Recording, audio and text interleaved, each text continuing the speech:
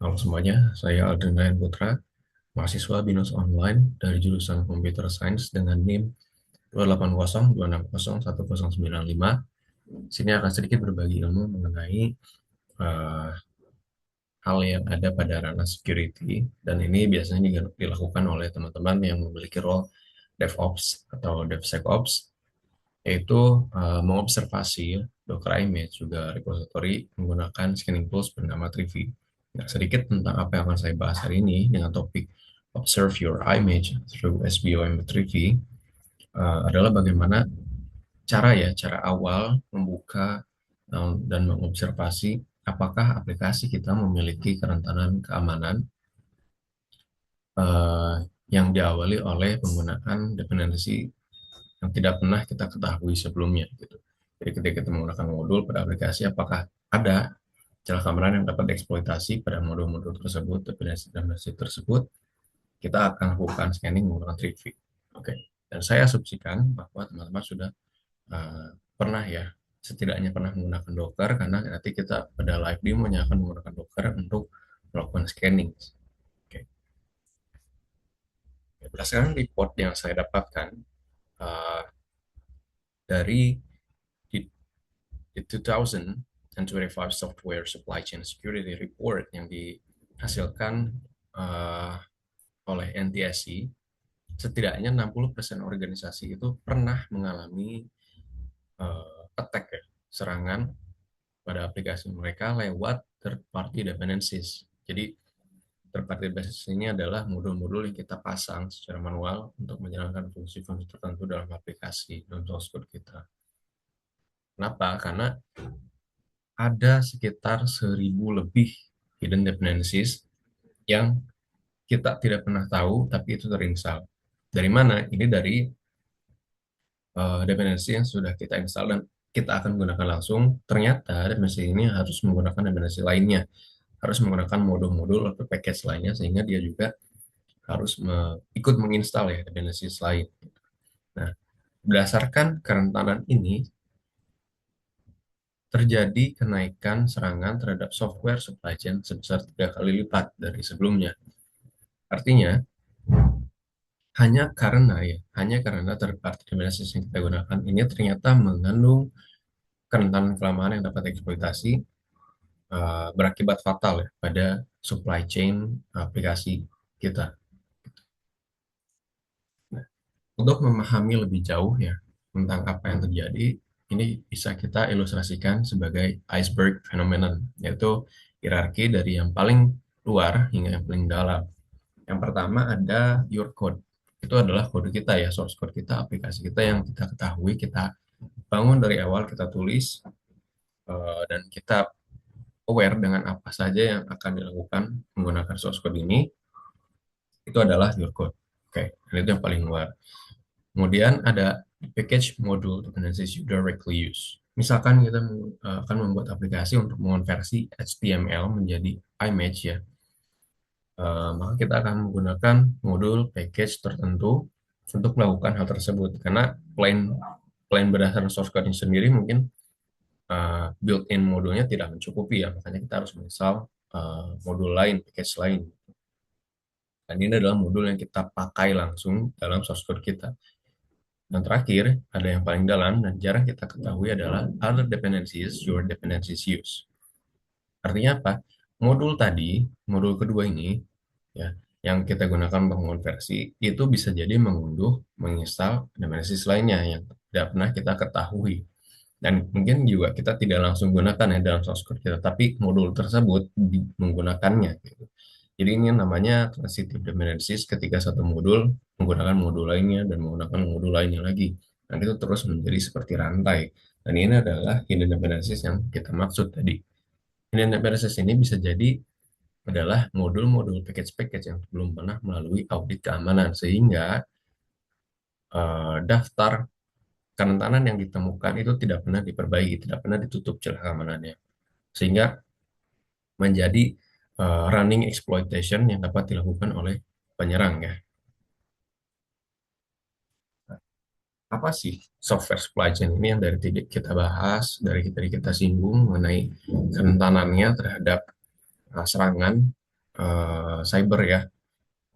Jadi software supply chain ini adalah serangkaian proses ya yang terdiri dari proses, ada tools juga yang terintegrasi untuk menghasilkan sebuah software.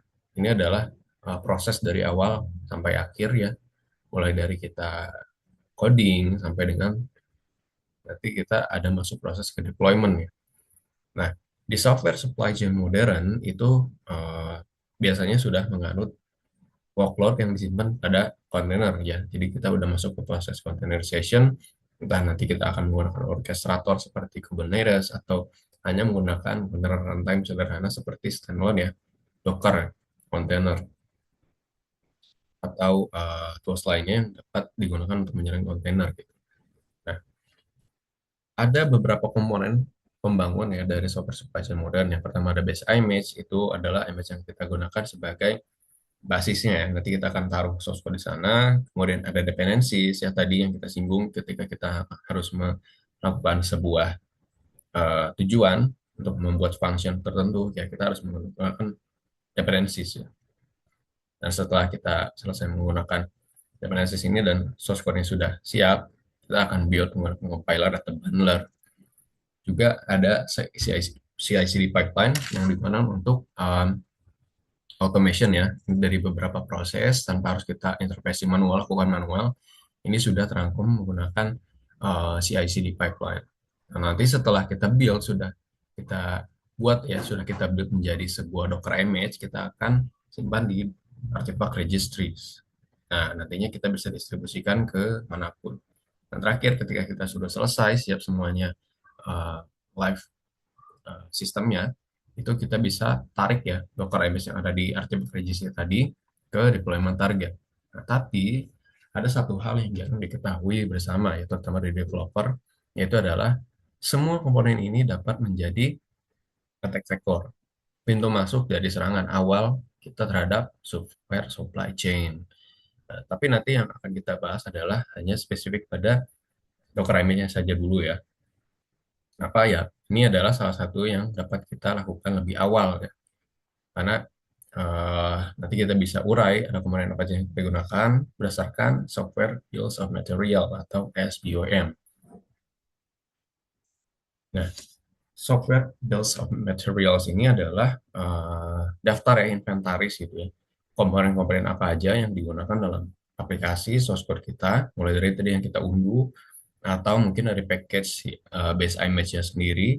Itu nanti terlihat ya banyak ada berapa banyak komponen yang digunakan, mulai dari namanya, versinya, bahkan jika ditemukan ternyata ada CVE atau vulnerabilities yang teridentifikasi ya cocok dengan CV database, itu nanti akan dimunculkan, oh ini severity-nya kritikal nih, berarti kita harus um, segera mitigasi, harus diperbaiki gitu, tanpa harus nanti ketika aplikasinya sudah live in production ternyata mengandung exploitable flaw gitu ya.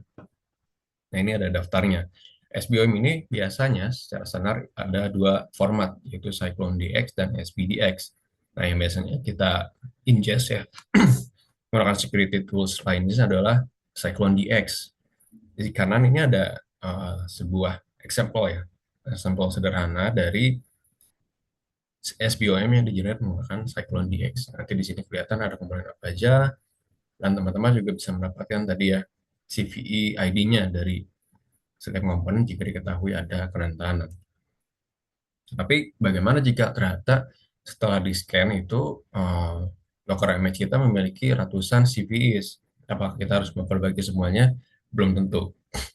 Kita bisa sesuaikan mana yang menjadi prioritas karena tadi ya, dependencies yang kita gunakan itu adalah prioritas utamanya. Maka kita bisa membuat vulnerabilities exploitable exchange ya, yang isinya adalah mana saja yang harus kita prioritaskan dan mana yang bisa kita tunda lebih dahulu intinya.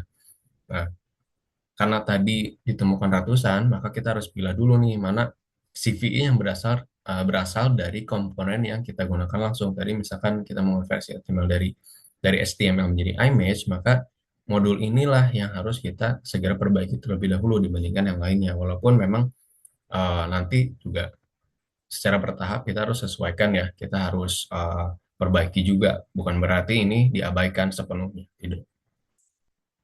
Nah, untuk melakukan serangkaian proses scanning tadi hingga mendapatkan SBOM, kita bisa menggunakan tools bernama Trivi. Ini open source ya, kita bisa gunakan secara gratis. Dan kenapa kita menggunakan Trivi? Karena Trivi adalah all-in-one scanning tools ya. Jadi tidak hanya bisa melakukan scanning ya, melakukan scanning terhadap Docker image, tapi bisa juga melakukan scanning terhadap file system, repository, kemudian ada infrastructure as code. Jadi objeknya bukan hanya satu, gitu. Dia juga bisa mendeteksi ya apakah ada misconfiguration, ada hard-coded secret di dalam sebuah source code, sebuah aplikasi gitu. Nanti akan dimunculkan setelah SBM di-generate. Bagaimana TV bekerja? Yang pertama adalah dia akan menganalisis dulu objeknya. Dia akan mengurai dulu nih, melihat dulu tadi ada inventaris yang dia sudah hasilkan. Bagaimana laporan ini dapat digunakan ya. Nanti ada daftar komponennya. Setelah komponennya didaftarkan, dia akan cocokkan nih satu-satu dengan database CPI. Jika ditemukan, maka itu yang akan dilaporkan dalam SBOM. Nah, nanti ketika kita sudah uh, apa namanya melakukan scanning, ya laporan tadi yang berisi CVI yang ditemukan itu yang akan kita gunakan ya untuk memfilter mana saja yang harus diperbaiki.